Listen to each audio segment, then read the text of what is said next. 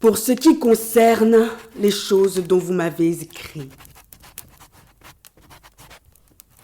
je pense qu'il est bon pour l'homme de ne point toucher de femme. Toutefois, pour éviter l'impudicité,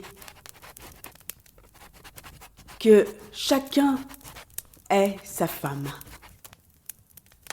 et que chaque femme ait son mari.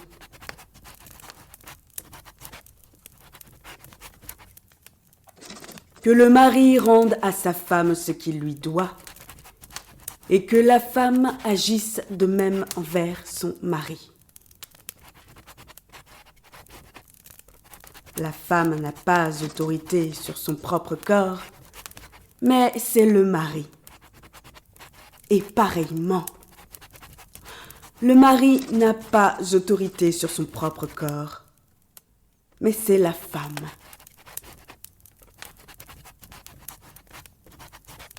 Ne vous privez point l'un de l'autre, si ce n'est d'un commun accord pour un temps, afin de vaquer à la prière. Puis, retournez ensemble, de peur que Satan ne vous tente par votre incontinence.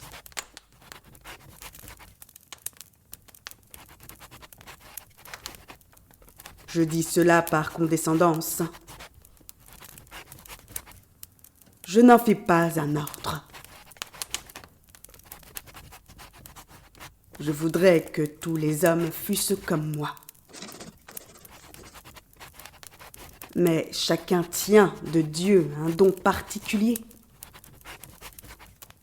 L'un d'une manière, l'autre d'une autre.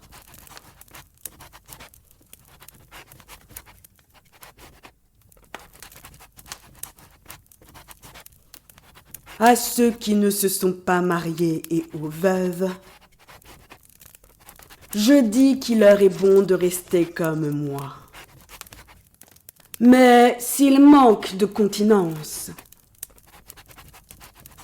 qu'ils se marient. Car il vaut mieux se marier que de brûler. À ceux qui sont mariés, j'ordonne, non pas moi, mais le Seigneur, que la femme ne se sépare point de son mari. Si elle est séparée, qu'elle demeure sans se marier ou qu'elle se réconcilie avec son mari. Et que le mari ne répudie point sa femme.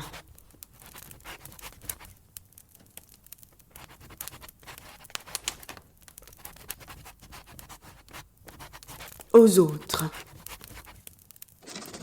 ce n'est pas le Seigneur, c'est moi qui dis.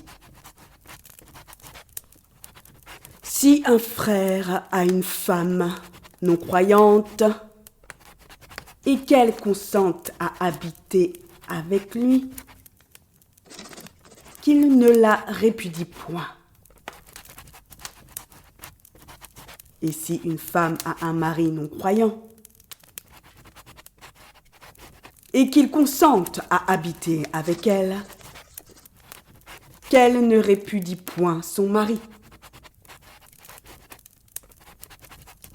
Car le mari non-croyant est sanctifié par la femme. Et la femme non-croyante est sanctifiée par le frère. Autrement, vos enfants seraient impurs, tandis que maintenant, ils sont saints.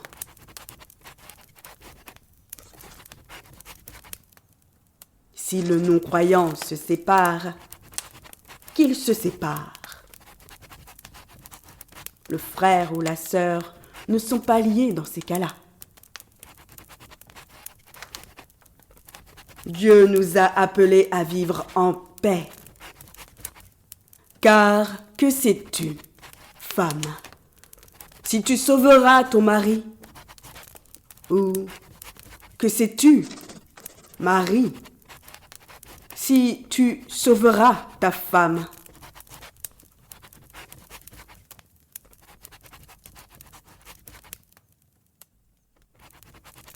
Seulement que chacun marche selon la part que le Seigneur lui a faite, selon l'appel qu'il a reçu de Dieu. C'est ainsi que je l'ordonne dans toutes les églises.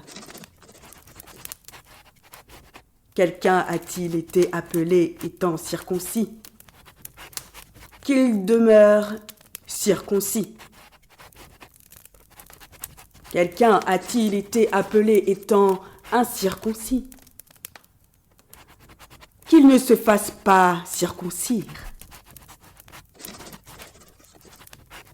La circoncision n'est rien.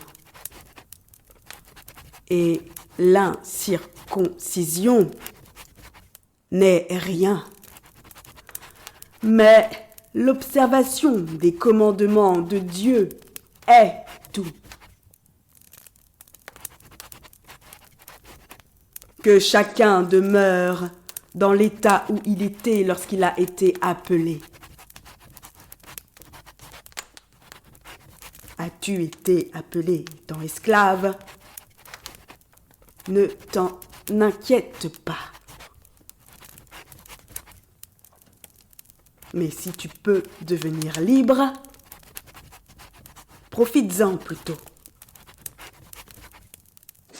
Car l'esclave qui a été appelé dans le Seigneur est un affranchi du Seigneur.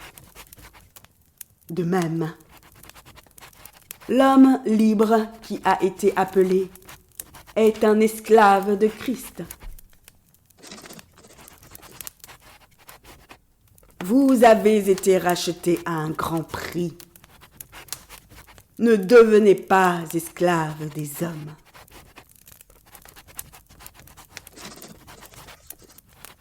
Que chacun, frère, demeure devant Dieu dans l'état où il était lorsqu'il a été appelé.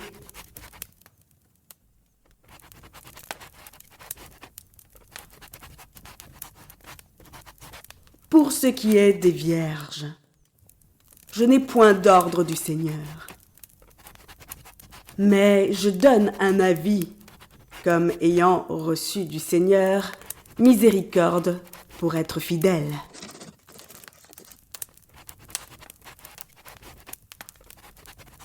Voici donc ce que j'estime bon à cause des temps difficiles qui s'approchent. Il est bon à un homme d'être ainsi. Es-tu lié à une femme?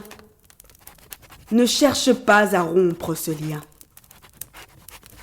N'es-tu pas lié à une femme? Ne cherche pas une femme. Si tu t'es marié, tu n'as point péché. Et si la Vierge s'est mariée, elle n'a point péché.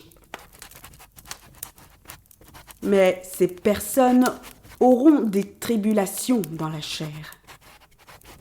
Et je voudrais vous les épargner.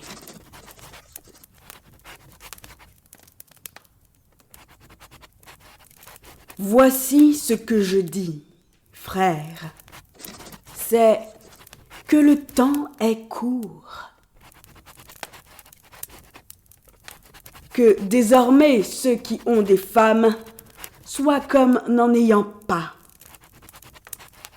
Ceux qui pleurent comme ne pleurant pas. Ceux qui se réjouissent comme ne se réjouissant pas. Ceux qui achètent comme ne possédant pas. Et ceux qui usent du monde comme n'en usant pas. Car la figure de ce monde passe.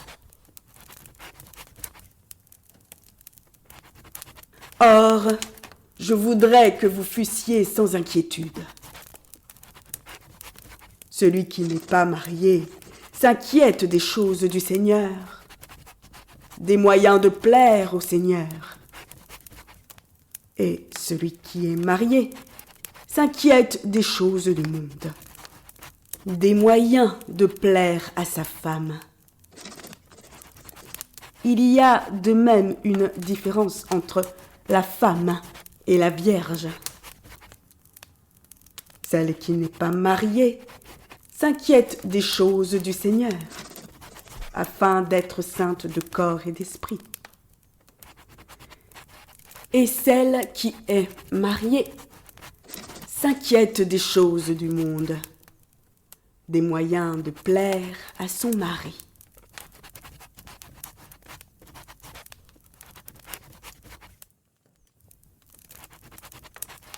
Je dis cela dans votre intérêt.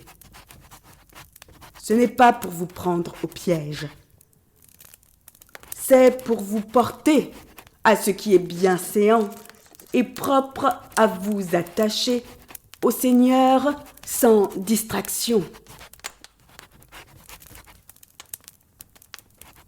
Si quelqu'un regarde comme déshonorant pour sa fille de dépasser l'âge nubile et comme nécessaire de la marier, qu'il fasse ce qu'il veut. Il ne pêche point. Qu'on se marie. Mais celui qui a pris une ferme résolution, sans contrainte et avec l'exercice de sa propre volonté, et qui a décidé en son cœur de garder sa fille vierge, celui-là fait bien. Ainsi, celui qui marie sa fille fait bien, et celui qui ne la marie pas fait mieux. Une femme est liée aussi longtemps que son mari est vivant. Mais si le mari meurt, elle est libre de se marier à qui elle veut. Seulement que ce soit dans le Seigneur. Elle est plus heureuse, néanmoins, si elle demeure comme elle est, suivant mon avis.